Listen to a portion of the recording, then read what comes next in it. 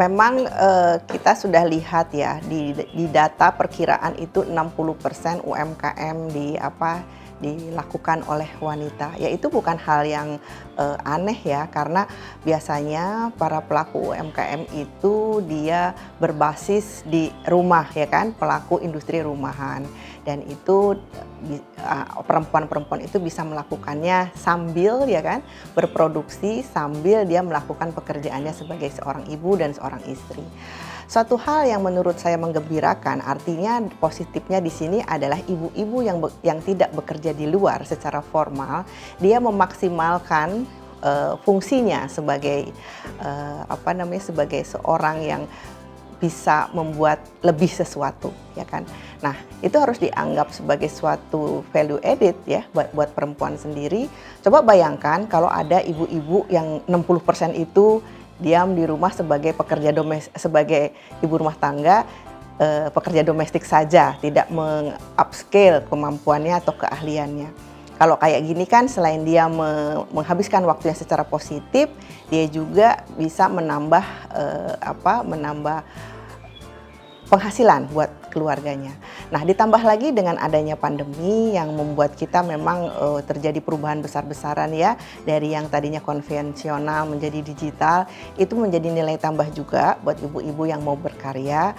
Kalau dulu menjajakan produknya harus keluar, kalau sekarang kan dengan pasar digital ya, belajar berpromosi, belajar mengiklankan, belajar memposting produk-produknya, dan juga belajar transaksi ya di media online, dan ditambah lagi kemudahan untuk pembayaran secara online. Itu membuat mereka menjadi lebih kompak, lebih percaya diri untuk menjadi entrepreneur di samping sebagai ibu rumah tangga.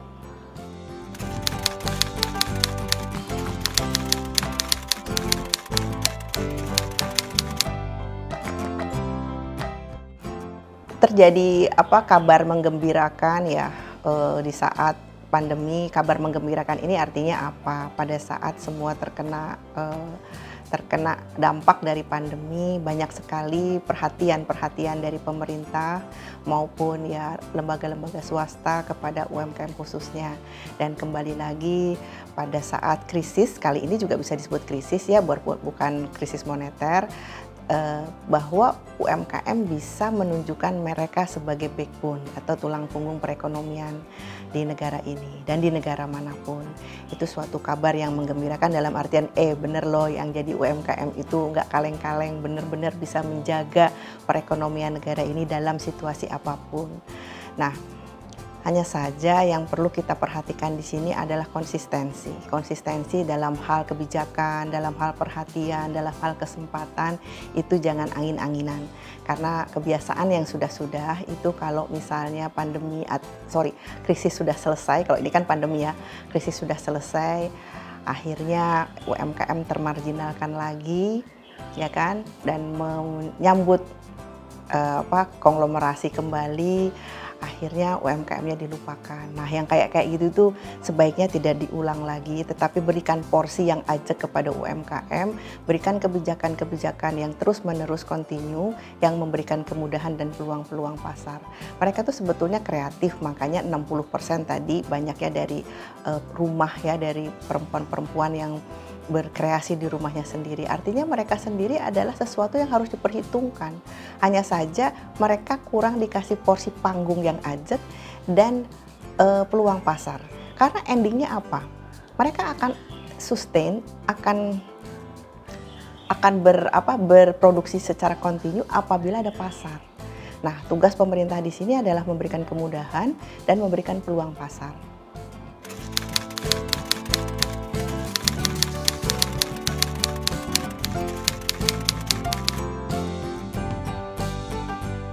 Selain saya suka ya rutin istilahnya mungkin membina UMKM dan juga menjadi pemerhati koperasi, saya melihat ada satu loop yang dilupakan.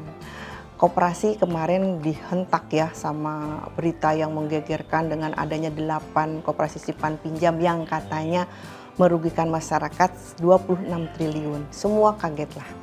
ada masalah apa, baru kemudian dikupas satu-satu masalahnya di mana.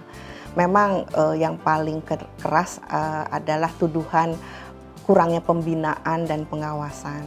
Hanya saja kalau kita melihat benang merahnya, salah satunya adalah banyaknya orang tidak peduli dengan koperasi. Ya, sementara urusannya apa sama UMKM? Koperasi itu baiknya menjadi rumah bagi UMKM. Jadi sebetulnya nggak ada pemisahan atau sekat antara koperasi dan UMKM. Nah, kalau kita lihat, saya sebagai notaris adalah yang membidani lahirnya koperasi itu.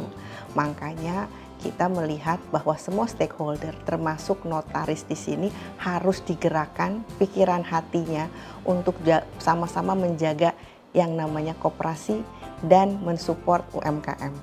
Nah, sebagai yang membidani pendirian koperasi, makanya saya mengajak teman-teman sesama notaris untuk tidak hanya menjadi notaris tetapi menjadi agen sosialisasi bagi masyarakat, khususnya tentang koperasi.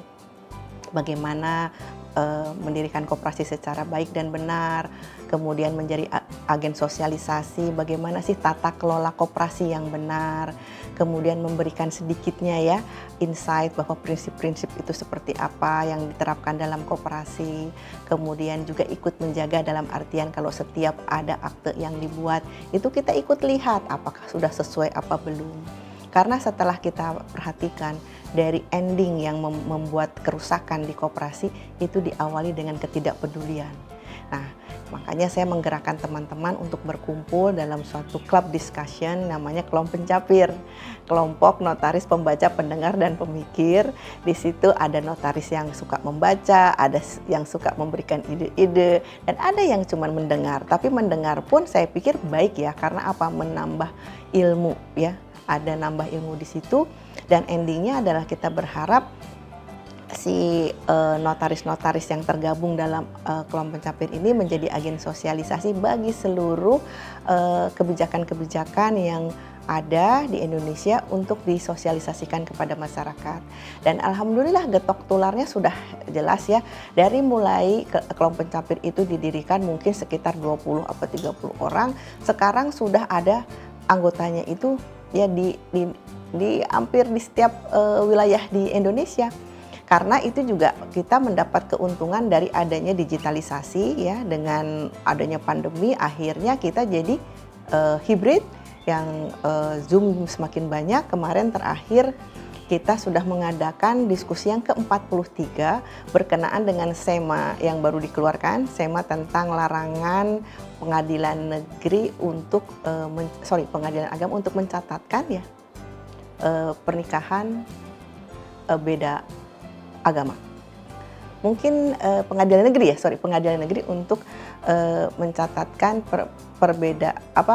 nikah beda agama. Nah, itu lumayan animonya. Yang datang ke sini ada, yang online itu selain ada, tadinya kan kita kelompok diskusi notaris ya, tapi akhirnya audiensnya ada lawyer, ada akademisi, ada ibu-ibu rumah tangga yang pengen tahu kekinian tentang hukum, dan segala macam. Mahasiswa juga ada ya pastinya. Jadi seperti itu.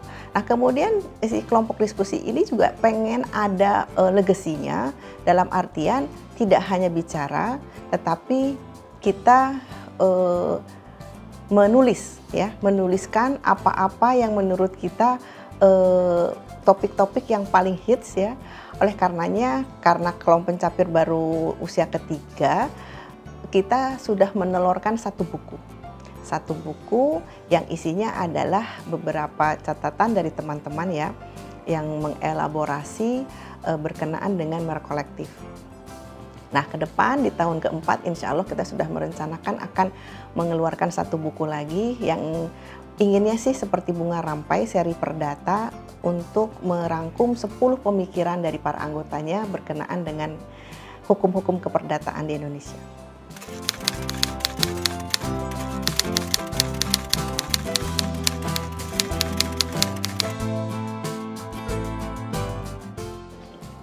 Ya, setelah kita pikir-pikir kayaknya kita tidak adil kalau memberikan tekanan kemajuan koperasi kepada Kementerian Koperasi dan UMKM saja, karena tidak mungkin satu kementerian dibebani segitu banyak macam masalah.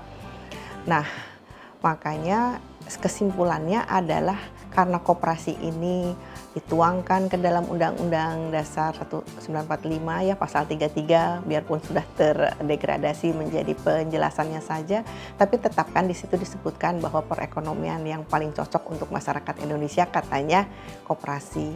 Nah, artinya koperasi itu milik kita bersama. Nah, kalau koperasi itu milik kita bersama, ya jadi jangan bebannya itu ditaruh di satu pundak, tetapi harus kita kerjakan bersama-sama. Semua stakeholdernya, termasuk saya notaris, kemudian masyarakat, kemudian juga lembaga pemerintah yang lain, kemudian lembaga-lembaga sosial, lembaga kemasyarakatan yang memang dekat dengan kemasyarakatan perekonomian harusnya juga ikut care, aware, dan juga punya tekad untuk membuat koperasi ini menjadi kembali lagi sebagai sokoguru. Pada saat acara bedah buku itu juga ada pertanyaan yang bagus sekali dari satu audiens bertanya, "Ibu, kapan ya kira-kira koperasi itu kembali menjadi sokoguru?"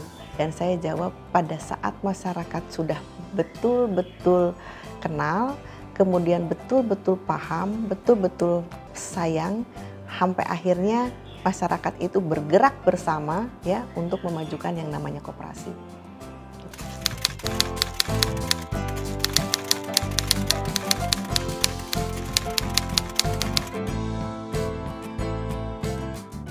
Bedanya koperasi dengan badan hukum lain adalah adanya ciri khas ya. Kalau dibandingkan dengan PT itu kumpulan modal. Kalau koperasi itu adalah kumpulan orang yang dalam hal ini adalah anggota. Kemudian ada prinsip kemandirian dalam artian mereka diawali dengan orang-orang yang mempunyai interest sama, yaitu keinginan untuk maju bersama, menciptakan suatu tata kelola bersama untuk untuk kemajuan bersama. Nah, itu harus dilakukan secara mandiri. Makanya waktu ada rencana undang-undang P2SK dulu ya, waktu pas rencana, sekarang kan sudah, itu relaktannya atau penolakannya jelas terhadap kemandirian. Kenapa cawe-cawe gitu di urusan tata kelola koperasi? Karena tata kelola koperasi itu demokrasi dan mandiri dalam artian oleh, dari, dan untuk anggota. Nah, tapi itu tadi, kalau tata kelolanya betul, prinsip-prinsipnya betul diterapkan. Tapi kalau yang sekarang terjadi kan anggota itu bukan anggota, ya kan? Itu adalah orang-orang yang ingin berinvestasi secara instan lah, atau meminjam uang secara instan lah, seperti itu. Yang tidak ada pemahaman tentang bagaimana sih sebetulnya menjadi anggota koperasi yang baik dan benar. Nah, kalau kemandirian koperasi itu sudah kita dapatkan, maka akan juga adanya loyalitas ya daripada anggota.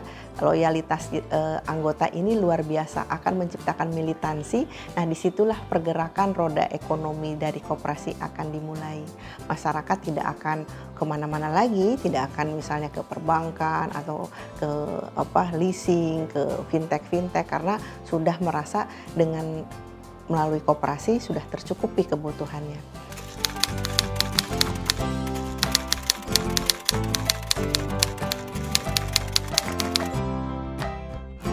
Karena saya suka menulis, maka saya suka mengquote Descartes, cogito ergo sum, artinya apa? Saya ada kalau saya berpikir. Berpikir itu luar biasa, Mbak. Kebebasan berpikir itu tidak ada yang membatasi. Makanya kalau sampai kebebasan berpikir seseorang dibatasi, maka menurut saya kita belum merdeka. Tetapi saya ada komanya. Jangan sampai kita cuma mikir saja tanpa ada yang kita lakukan. Karena kalau kita pikir doang, kita tidak akan bisa memberikan kepada orang lain apa sih isi pikiran kita. Maka bicarakanlah kalau bisa bicara. Tapi kalau misalnya lebih lagi, tulislah. Maka dengan menulis, ya kan, akan memberikan efek yang lebih besar kepada masyarakat, karena siapa tahu ide-ide yang ada di pikiran kita itu bermanfaat dan dapat diaplikasikan kepada masyarakat. Kembali lagi, kalau kemerdekaan buat saya adalah kemerdekaan dalam hal berpikir, supaya kita bisa memberikan ide-ide keterbaruan kepada masyarakat.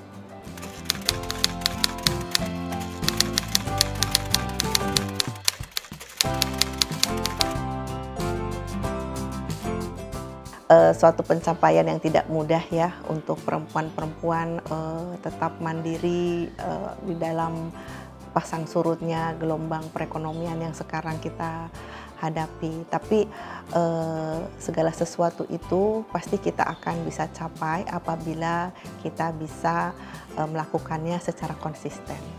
Konsistensi adalah suatu kata kunci karena kita bisa melihat di negara manapun, di bidang apapun, kalau sesuatu dilakukan secara konsisten, terus-menerus, ajak, insya Allah akan mendapatkan hasil yang maksimal. Itu yang juga sesuatu yang sulit ya, yang dilakukan oleh pelaku UMKM. Karena konsistensi itu sepertinya gampang, tapi itu menyangkut begitu banyak implikasi. Contoh salah satunya adalah malas, atau mood, ya kan, atau ada keperluan lain, atau barang yang bahan baku tidak tersedia, atau sekarang internet habis ya kuotanya dan segala macam. Itu jangan sampai menjadi penghalang kita untuk terus berproduksi dan konsisten dengan apa yang akan kita lakukan supaya bisa lebih produktif, inovatif, kreatif, dan solutif.